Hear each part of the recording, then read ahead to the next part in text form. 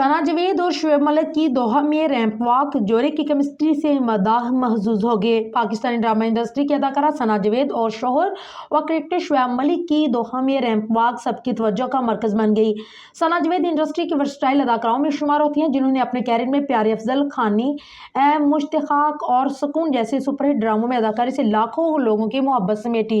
लेकिन उनका नाम उस वक्त गुज़िश्ता साल खबरों की जीनत बरा जब उन्होंने अपने पहले शोहर गुलकार उमैर जसवाल से अलहदगी के बाद क्रिकेटर शुएब मलिक को अपना दूसरा हमसफर चुना।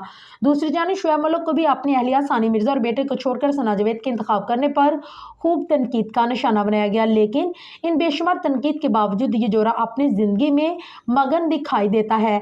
हाल ही में सना और शुएब ने अपनी शादी की पहली सालगिरह मनाई और अब ये जोड़ा एक फैशन इवेंट के लिए दोहा में मौजूद है।